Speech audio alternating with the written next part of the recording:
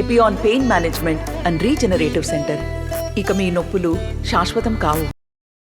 ఆంధ్రప్రదేశ్లో ఎన్నికల తేదీ సమీపిస్తున్న కొద్దీ రాజకీయ సమీకరణాలు శరవేగంగా మారుతున్నాయి. అలాగే ముఖ్యంగా చూసుకుంటే పార్టీల నుంచి అయితే టికెట్లు రాని అభ్యర్థులందరూ కూడా ఇప్పటికే పార్టీని వీడి మరొక పార్టీలో చేరుతున్నటువంటి పరిస్థితి ఓ పక్కన ఉంటే, అలాగే టికెట్ రాని వారు కూడా రెబల్ అభ్యర్థిగా కూడా బరిలో ఉంటున్నారు. అలాగే ప్రధానంగా చూసుకుంటే కోనసీమ జిల్లా అమలాపురం నుంచి కూడా టీడీపీ నుంచి అయితే రెబల్ అభ్యర్థిగా ప్రస్తుతం ఉన్నటువంటి పరమట శ్యామ గారు, అలాగే ఆయనంతా కూడా అప్పుడు ఇండిపెండెంట్ అభ్యర్థిగా అప్పుడైతే పోటీ చేశారు. అదే టీడీపీ రెబల్ అభ్యర్థిగా పోటీ చేయడంతో అందరం కూడా ఈరోజు ప్రచారాన్ని అయితే చేస్తున్నటువంటి పరిస్థితి. ప్రస్తుతం మాట్లాడే ప్రయత్నం చేద్దాం.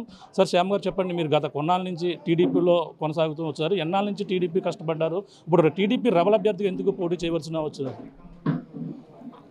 ముందుగా ఆర్టీవీ వారికి నమస్కారం అండి.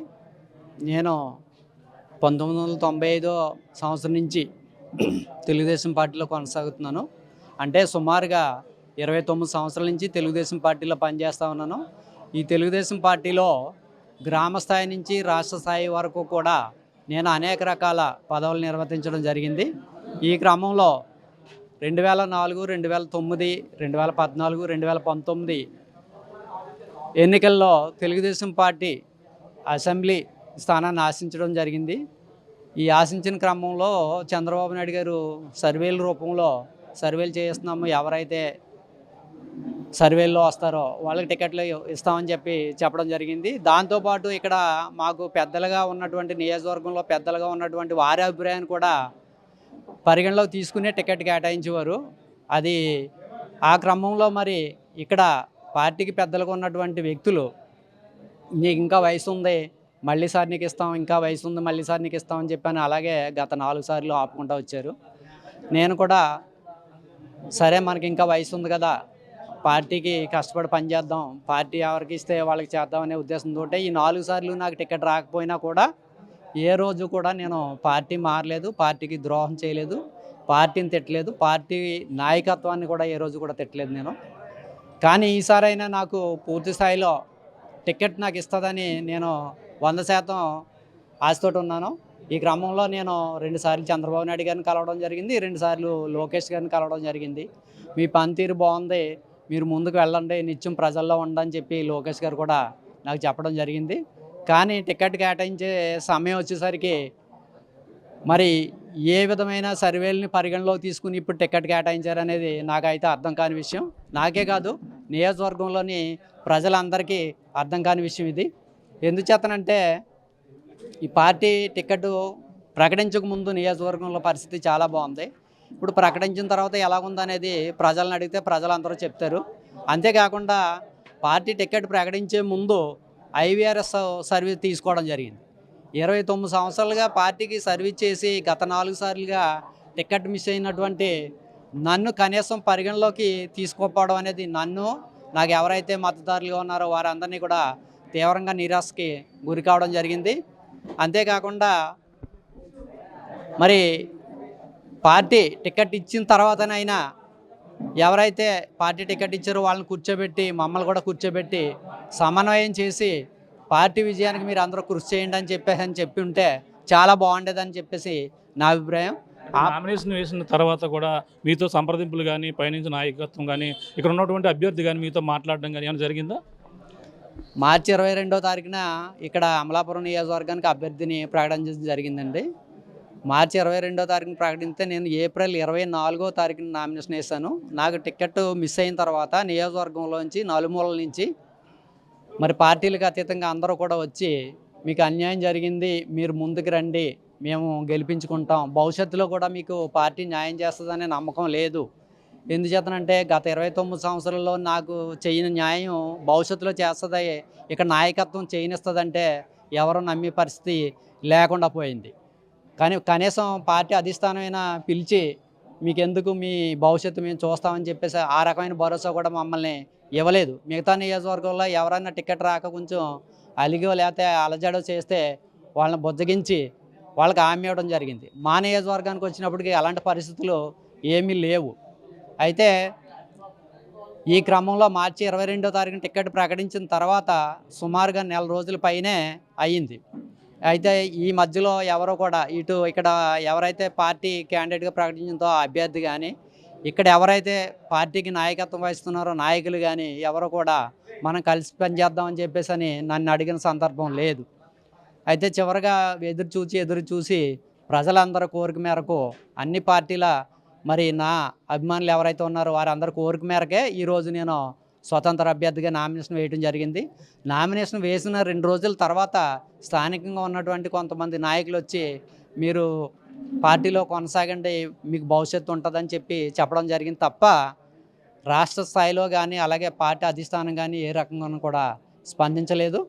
అందుచేతనే మరి నేను ఎవరైతే మరి వేలాదిగా జనం నా వెనకాల రాగా నేను నామినేషన్ వేయడం జరిగింది, వాళ్ళందరి కోరిక మేరకే మరి ఈరోజు స్వతంత్ర అభ్యర్థిగా కొనసాగుతూ ఉన్నాను. ప్రజలే నన్ను ముందుకు రమ్మన్నారు. అదే ప్రజలు మీద విశ్వాసం ఉంచే నేను స్వతంత్ర అభ్యర్థిగా కొనసాగుతున్నాను. నాకు విశ్వాసం ఉంది. అమలాపురం ప్రజలు విజ్ఞత కలిగిన వారు. అమలాపురం ప్రజలు మరి ఎవరు మంచి ఎవరు చెడు ఎవరు అందుబాటులో ఉంటారు ఏంటనేది బేరీజ్ వేసుకునే మరి ఇక్కడ ఓట్ చేస్తారో, ఈసారి పార్టీలకు అతీతంగా వ్యక్తుల్ని పరిగణలోకి తీసుకుని ఇక్కడ ఓట్ చేస్తారని చెప్పి నేను ప్రగాఢంగా విశ్వసిస్తున్నాను.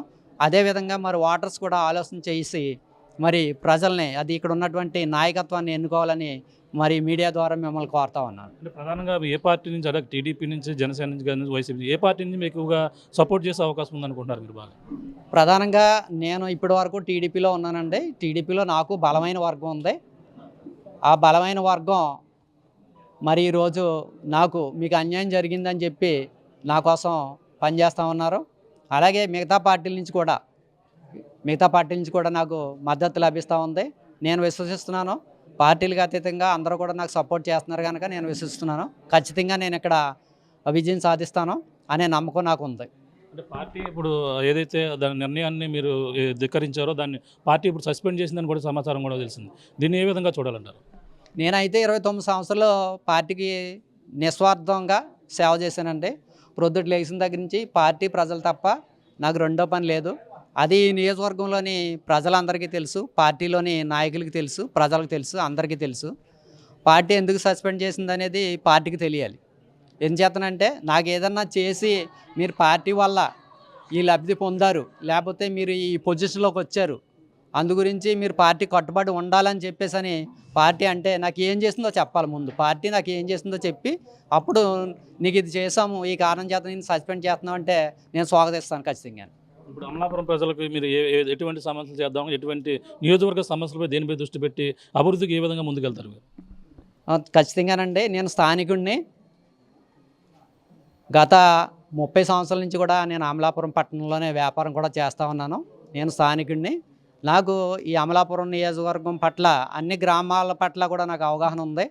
ఇక్కడ నియోజకవర్గంలో ప్రధానంగా పట్టణానికి వచ్చేటప్పటికి మనకి ఎర్ర వంతెన, నల్ల వంతెన, ఈదరపల్లి వంతెన ఉన్నాయండి. ఈ 3 వంతులను కూడా ఎక్స్టెన్షన్ చేయవలసిన అవసరం ఉంది.